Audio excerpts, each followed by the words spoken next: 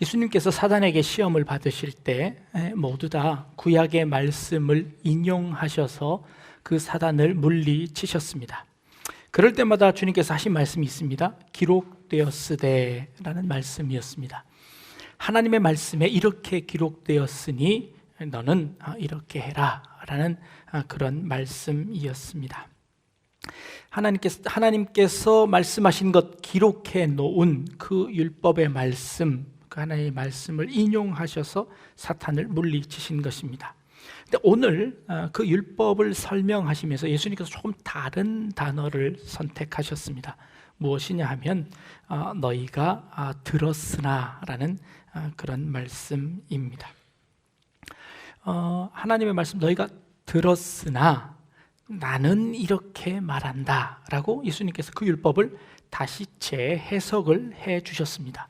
지난주에 살펴보았습니다.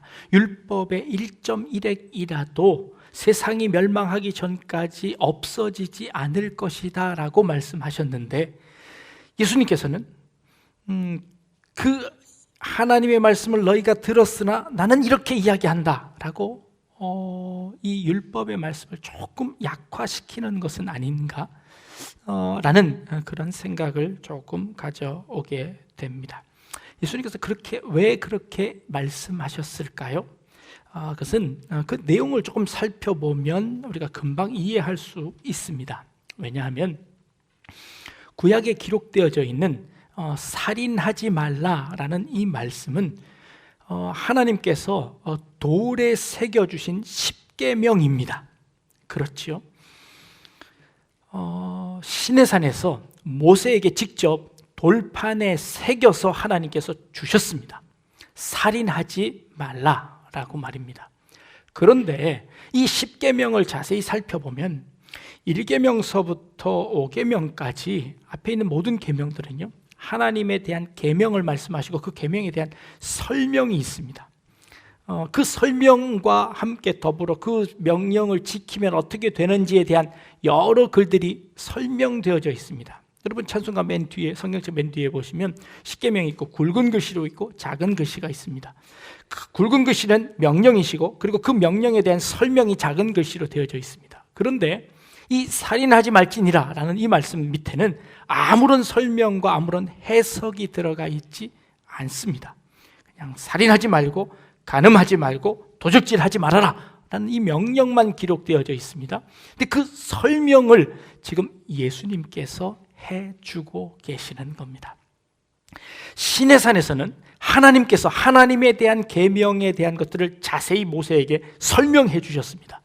신약에 와서 그 인간에 대한 계명들을 예수님께서 직접 설명해 주고 계시다라고 해석할 수 있습니다. 그렇다면 이 예수님이 하신 말씀이 이해가 되어집니다. 옛사람에게 말한 바 살인하지 말라라는 것은 하나님의 계명이었습니다. 그런데 이 옛사람들이 거기다 어떤 설명을 붙였냐 하면 누구든지 살인하면 심판받게 될 것이다 라는 이 설명과 이것은 해석이었습니다. 이것은 율법의 학자들이, 랍비들이 이 말을 해석해서 그 말을 전해 주었지요. 그래서 그 전한 말들을 그 당시의 사람들이 들었습니다. 근데 너희가 그렇게 들었으나 나는 너희에게 이 말씀을 이렇게 해석한다 하고 예수님께서 다시 해석해 주시는 그런 말씀입니다. 이 들었다라는 이 말은요, 배운다라는 말로 같이 번역되어질 수 있습니다.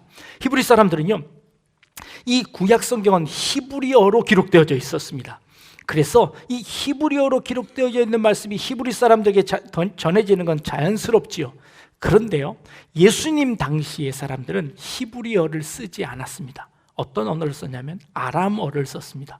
그래서 이 히브리어로 기록된 것은 랍비들과 이 히브리어를 배운 사람들만 알 수 있었고 일반 평민들은 이 말씀을 잘 이해할 수 없었습니다. 그래서 랍비들은 그 말씀을 읽어주고 그리고 그 읽은 말씀들을 해석해주고 적용해주고 이 모든 것들을 다 해주었지요. 스스로 말씀을 읽을 수 없게 되자 이 해석해주는 것이었죠. 근데 그 해석이라는 것은 시대에 따라 달라지고 달라지고 사람에 따라 달라지고 그것을 전하는 사람, 듣는 사람에 따라서 그 해석이 달라질 수 있는 것이지요. 그래서 유대 랍비들은 이렇게 해석했는데 그 해석이 잘못되었다. 이 말씀은 이렇게 해석되어져야 한다 하고 예수님께서 다시 설명해 주시는 겁니다. 그래서 그 말씀을 들었다라고 예수님께서 표현하고 계시는 겁니다.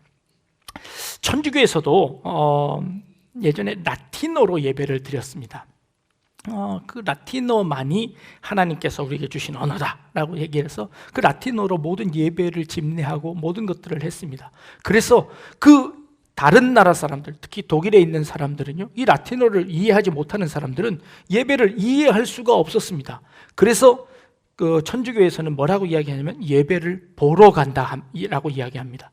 예배를 보는 겁니다. 듣고 이해할 수 없어서 예배를 보는 것이죠. 그래서 예배의 모든 의식들에다가 의미를 담아서 그 의식을 만들어냈습니다. 그래서 그 의식을 보기만 해도 저렇게 하는 것은 저런 의미가 있구나 라는 것을 깨닫게 하도록 의식을 만들었습니다. 그리고 중세 교회는 성화, 그림이 아주 유행했습니다. 하나님의 말씀을 읽을 수 없는 사람들에게 그 하나님의 말씀을 단번에 가르쳐 줄 수 있는 방법이 뭘까요? 성경에 나와 있는 이야기, 성경에 나와 있는 그 내용들을 그림으로 그리는 겁니다. 그래서 로마에 가서 성당들을 가보면 여러 그림들이 그 성당을 장식해 놓았습니다. 사람들이 와서 성경을 보는 대신 그 성당에 있는 그림들을 하나씩 묵상하면서 지나가는 겁니다. 그러면 성경 전체의 내용들을 다 이해할 수 있게 되어지는 것이지요. 그래서 이렇게 그림이 그려져 있는 겁니다. 어쨌든 간에 이것은 그 유대 랍비들의 해석이었습니다. 하나님의 말씀을 자기 마음대로 해석을 한 것이죠. 그래서 예수님께서 그 해석을 새롭게 해주시는 겁니다. 아니, 원래의 의미를 드러내시는 것이죠. 그것을 완전케 하러 오셨다는 말씀처럼 그 율법의 말씀들을 예수님께서 설명해 주시는 것입니다. 그 첫 번째가 살인하지 말아라 라는 것이지요. 살인하지 말라라는 것은 하나님께서 율법에, 모세 율법에 기록해 놓으신 것입니다. 그런데 그 살인이라는 것이 도대체 무엇인지를 설명해 주는 것이죠. 도대체 살인이라는 것이 무엇일까요? 살인이라는 단어가요, 히브리어에 9개 이상이나 되어진다고 합니다. 이 살인, 사람을 죽이는 것이지만 이것을 어떻게 그렇게 많은 단어로 표현할까요? 혹시 의미가 다르다는 겁니다. 영어 단어에도 사람을 죽이는 것은 kill이라는 단어가 있습니다. 근데 또 다른 단어는요, murder라는 단어가 있습니다. 이것은 살인입니다. 죽이는 것과 살인은 다른 것이죠. 물론 이 죽인다, kill이라는 단어가 더 광범위하게 표현하고는 있지만, 그러나 이 murder라는 단어는 원한을 가지고 보복해서 그 사람만을 죽이는 것을, 살인을 의미하는 것이죠. 이 지금 살인하지 말라라는 이 단어는 이 murder에 가깝게 해석되어져야 될 것이다 라는 그런 단어입니다. 그런데 이 살인하지 말라라는 것이 이 근본적인 이유를 예수님께서 설명해 주시는데, 그것은 바로 분이고 미움이다 라는 것으로 해석하는 겁니다. 예수님께서 말씀하신 살인이라는 것은 실제로 사람을 죽이는 것, 그것이 살인이 아니라 그 마음속에 분을 품는 것, 그 분을 품어서 그 사람을 미워하는 것, 그것이 이미 살인한 것이다 라고 이 살인에 대한 계명을 우리에게 다시 재해석해 주고 계십니다. 그것이 말이 될까요? 내가 사람을 죽이지 않았는데 미워한 것만으로 살인이라니요, 이건 말이 안 됩니다 예수님 이라고 이야기할 수도 있습니다. 그런데요, 우리가 구약 성경으로 한번 올라가 보겠습니다. 최초의 살인은 가인이 아벨을 죽인 사건입니다. 가인이 아벨을 왜 죽였지요? 아벨은 가인에게, 형에게 아무런 잘못도 하지 않았습니다. 그런데 가인이 아벨을 죽였습니다. 왜 죽였나요? 화가 나서 죽였습니다. 분이 나서 아벨을 죽였습니다. 뭐 때문에 분이 나나요? 하나님께서 내 재물은 받지 않고 아벨의 재물만 받으셨습니다. 아벨이 잘못한 게 없습니다. 아벨은 정성을 다해서 하나님 앞에 예배했을 뿐입니다. 하나님께서 그 예물을 받고 자기 예물을 받지 않자 이 가인은 화가 났습니다. 분이 났습니다. 그래서 그 분을 풀어낼 데가 없어서 그 분을 푸른 것이 동생을 죽이는 살인이었습니다. 이미 그는 그 분을 통하여서 이미 살인을 저지르고 있었던 것이죠. 그래서 조금 더 올라가면요, 하나님께서 가인의 재물을 왜 받지 않으셨나요? 그 가인의 재물을 받은 그 성경을 찾아보면 성경은 이렇게 이야기하고 있습니다. 하나님께서 가인과 그 재물을 연락하지 않으셨다. 가인과 그 재물을 받지 않으셨다. 가인의 재물만 받지 않으신 것이 아니라 그 가인의 사람됨, 그 가인 속에 이미 들어와 있는 죄악, 그 가인이 품고 있는 분, 그 가인이 품고 있는 그 화 때문에 가인이라는 사람의 삶을 하나님께서 받지 않으신 것입니다. 그의 속에 그 죄가 이미 들어가 있어서 그 죄로 말미암아 분을 내고 그 죄로 말미암아 살인을 저지르라는 것, 그 모든 죄악이 이미 그 속에 들어가 있었던 것이지요. 그래서 그 죄로 말미암아 결국에 살인을 저지르고 말았다는 겁니다. 살인하지 말아라 라는 것은 그 마음속에 이미 죄악 때문에 그 분을 품고 그 분 때문에 결국에 살인하게 되어지는 그 일 전체를 예수님께서 말씀하고 계시는 겁니다. 그래서 너희 안에 있는 그 죄악들을 해결해라, 그 죄의 문제를 해결해라 라는 그런 말씀을 하고 계시는 겁니다. 오늘 본 말씀에 노를 품는 단계가 있습니다. 노를 품으면 사람이 이기적으로 되어집니다. 그리고 다른 사람에게 대해서 경멸하고 노를 바랍니다. 그리고 그 사람에게 저주를 바랍니다. 결국에 이 분이라는 것은 내 속에 있는 죄로 말미암아, 그 죄로 말미암아 내가 망가지는 순서입니다.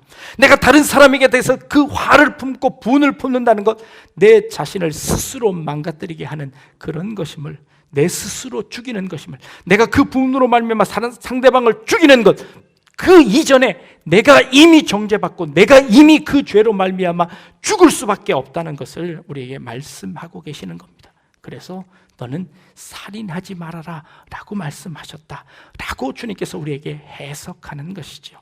여러분들 마음속에 여러분들 마음속에 있는 그 죄악들, 그것으로 말미암아 분을 품어서 여러분 스스로를 죽이는 일들을 행하지 않는 여러분들 되어지기를 원합니다. 여러분들 마음속에 있는 그 화를 풀어내고 내 스스로 그것을 해결해야 되는 것이죠.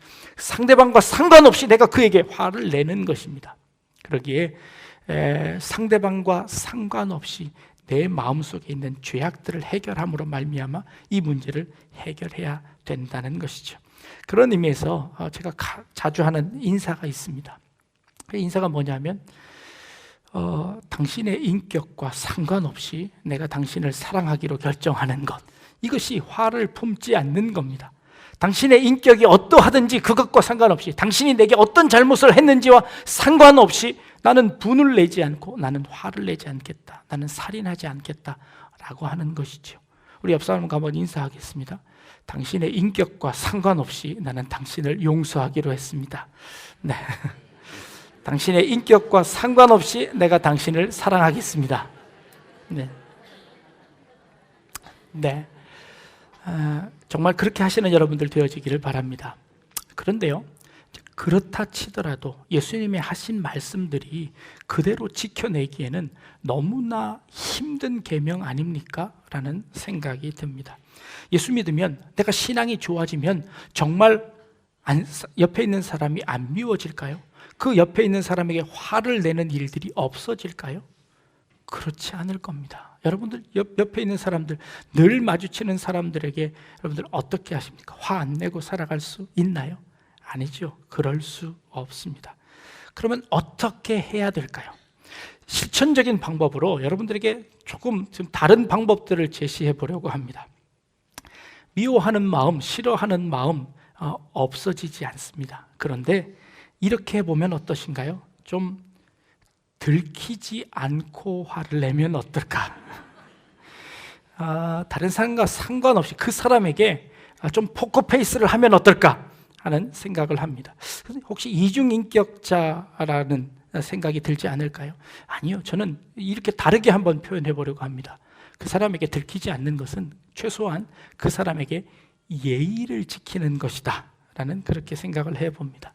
여러분들이 화를 내는 이유는 뭔가요? 상대방이 나에게 잘못했기 때문이죠. 상대방이 내게 잘못한 게 뭘까요? 뒤에서 내 얘기를 수근수근 거리기도 합니다. 잘못했죠. 분명히 그 사람이 잘못한 겁니다. 그런데요, 요즘 같아서는 이 속담이 좀 해당되지는 않는 것 같은데요. 나라님들이라도 이렇게 뒤에서 욕한다라는 속담이 있습니다. 요즘 뭐 대놓고 욕하니까 네, 그렇지만 네, 나라님들도 뒤에서는 욕을 할 수 있는 것이죠. 여러분들 직장 상사들 대놓고 욕할 수 있나요? 없지요. 뒤에서 욕하는 것이지요. 그렇게 해서 스트레스를 푸는 것이지요. 앞에다 대고 욕하면 어떻게 되나요? 싸우자는 것이지요. 예의를 안 지키는 겁니다. 그래서 예의를 지켜서 그 사람 뒤에 가서 욕하는 것이지요. 그렇다면 그 정도는 예의를 지킨다라고 봐주자는 겁니다. 그런데 더 나쁜 거는 그것을 옆에 와서 고자질하는 사람들입니다. 그 사람이 고자질하는 이유는 뭔가요? 네, 분을 내라고 고자질하는 것입니다. 네, 이 말을 들으면 분명히 화가 날 거라는 것을 알면서도 그 들은 이야기를 하는 겁니다. 그 욕을 한 사람은 예의를 지키기 위해서 그 사람 몰래 한 얘기를 그 사람이 화내라고 옆에 와서 얘기를 하는 것이죠. 그러니까 누가 더 나쁜 사람인가요?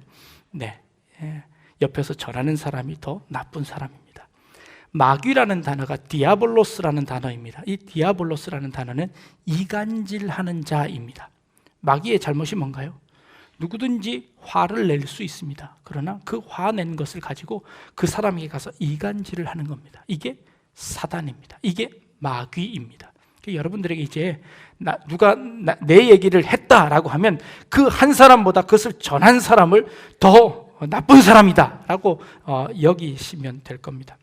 아브라함 링컨이요, 초기에 자기의 강요 중에 아주 성격이 고약한 한 사람을 고용을 해서 데리고 있었습니다. 그런데 그 사람을 왜 데리고 있었냐면 그 사람이 실력이 아주 출중했습니다. 그래서 그 사람이 필요했습니다. 그래서 그 사람을 데리고 있었는데 그 사람은 어디를 가는 곳마다 문제를 일으켰습니다. 그래서 주변에 있는 사람들이 힘들어하는 겁니다. 한날은 힘들어하는 어떤 한 사람이 편지를 써가지고 왔습니다. 편지를 써가지고 와서 링컨에게 읽어주는 겁니다. 그 사람의 잘못한 것을 쭉 적은 겁니다. 이 사람은 이게 잘못됐고 이 사람은 이게 잘못됐고 이 사람 때문에 이 사람이 힘들고 이 사람이 힘들고 그 사람이 잘못한 걸 쭉 적어서 읽어줍니다. 링컨이 들으니까 전부 다 맞는 얘기였습니다. 그래, 그것도 맞고 그것도 맞고, 그렇지, 그 사람은 그래 동조를 해주었습니다. 그랬더니 그 사람이 이제 용기를 얻었습니다. 그러면 제가 이 편지를 그 사람이 알아들을 수 있도록 그 사람에게 전하겠습니다 하고 그 사람에게 붙이겠습니다 라고 이야기한 겁니다. 그랬더니 링컨이 그럽니다. 당신 나한테 지금 다 풀지 않았느냐고, 그걸 뭘 그 사람한테 붙이냐고, 그거 나한테 달라고. 그것을 그 자리에서 불에다가 다 태워버렸다는 겁니다. 네, 분을 낼 수 있습니다. 그러나 그 분이 죄로 넘어가지 않도록 하는 겁니다. 그 분을 그 자리에서 삭혀내는 겁니다. 그렇게 할 수 있는 비결은 뭔가요? 나도 역시 죄인이라는 것을 깨닫는 것입니다. 나도 역시 그럴 수 있다는 것을 깨닫는 겁니다. 내가 듣지 않았지만 나에 대해서 뒷이야기 하는 사람들이 있을 수 있다는 것이죠. 나를 통해서 똑같이 상처받는 사람이 있을 수 있다는 겁니다. 그것을 알기에 그 사람이 한 것이 잘못되었습니다. 그러나 그 잘못된 것, 죄인이기 때문에 어쩔 수 없다는 것을 알고 그것을 인정해 주는 것이죠. 이것이 믿는 사람들의 차이라는 겁니다. 저 사람이 죄를 지었습니다. 잘못했습니다. 그래서 그 사람을 어떻게 해야 되나요? 나도 똑같이 잘못할 수 있고 죄를 지을 수 있다는 것을 인정한다면 내가 받아들일 수 있다는 것이죠. 사람들이 다른 사람들에게 지적하고 화를 내는 이유는 뭘까요? 그 사람이 잘못해서입니다. 그 사람이 잘못해서 잘못했다는 것을 드러내고 싶습니다. 그것을 드러내는 이유는 뭘까요? 그 사람이 잘못하고 나는 옳다는 것을 드러내기 위한 것이지요. 교회에서 분쟁이 일어납니다. 일어날 수 있습니다. 근데 왜 일어나나요? 잘못해서 일어나는 분쟁은 없습니다. 잘못한 것 알면 그것 큰 소리 낼 수 없습니다. 교회에서 큰 소리 내는 사람은 다 옳은 사람만 큰 소리 냅니다. 자기들이 옳기 때문에 옳다고 주장할 수 있습니다. 저 사람은 이게 잘못됐고 이게 잘못됐고 이야기할 수 있습니다. 그 말이 맞습니다. 그래서 결국에 뭘 이야기합니까? 내가 옳다는 것을 증명하려고 하는 겁니다. 그래서 그게 안 되면 어떻게 하나요? 주변에 여러 사람들을 불러냅니다. 증인을 삼습니다. 내가 이거 한 말 맞아요, 틀려요? 맞지요. 그게 틀리지 않습니다. 맞습니다. 그래서 자기 소리를 자꾸 내는 겁니다. 그래서 여러 사람들을 불러다가 자기 편을 만들어서 자기가 옳은 것을 증명합니다. 그래서 어떻게 하라고요?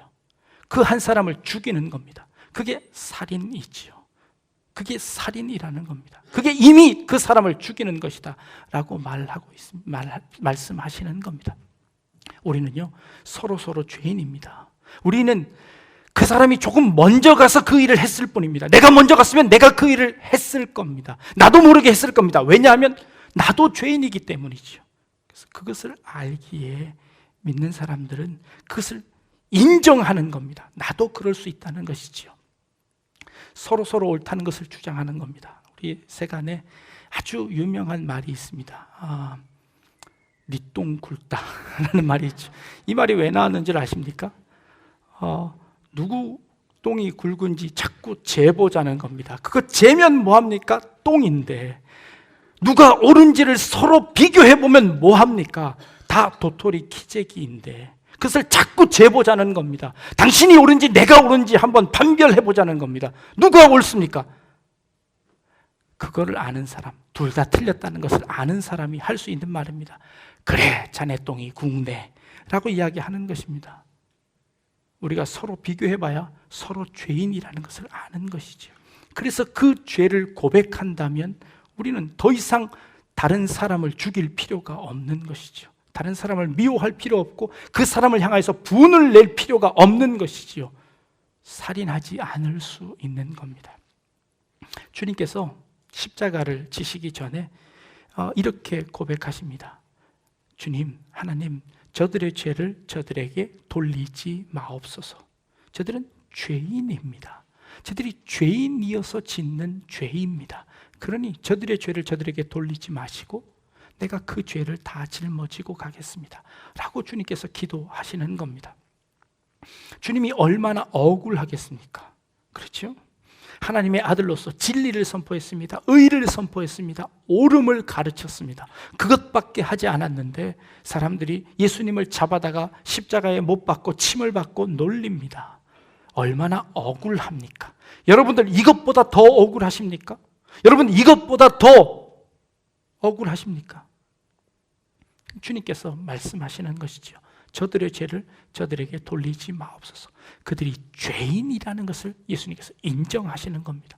그러기에 그들을 향하여 분을 낼 것도 없고 화를 낼 것도 없고 그를 죽이는 것이 아니라 오히려 그들을 살리는 것입니다. 저들의 죄를 저들에게 돌리지 마시고 내가 저들의 죄를 짊어지고 가겠습니다 라고 주님께서 마지막으로 기도하시는 것이죠.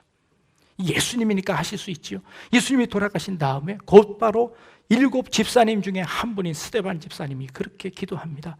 자기를 향하여 돌을 던지는 자들에게 주님, 저들이 알지 못해서 하는 짓입니다. 그러니 저들의 죄를 저들에게 돌리지 마옵소서 라고 스데반 집사님이 기도하십니다. 저도 얼마 전까지만 해도 돌 던지는 자였습니다. 저도 얼마 전까지만 해도 주님을 알지 못하는 죄인이었습니다. 몰라서 하는 겁니다. 용서해 주십시오 라고 기도하며 그 돌을 다 맞아가며 스데반 집사님이 죽는 겁니다. 살인하지 않는 것, 이 살인하지 않는다는 것은 바로 이 말씀을 지켜내는 것입니다. 예수님께서 이 말씀을 우리에게 해석해 주십니다. 내가 옳을지라도 죄인으로서 그렇게 할 수밖에 없다는 것을 인정하고 그를 받아들이는 겁니다. 그를 너그럽게 용서해 주는 겁니다. 그리고 그를 용납해 주는 겁니다. 그리고 모르는 자에게 그래, 자네가 옳래, 자네가 옳아 라고 인정해 주는 것이지요.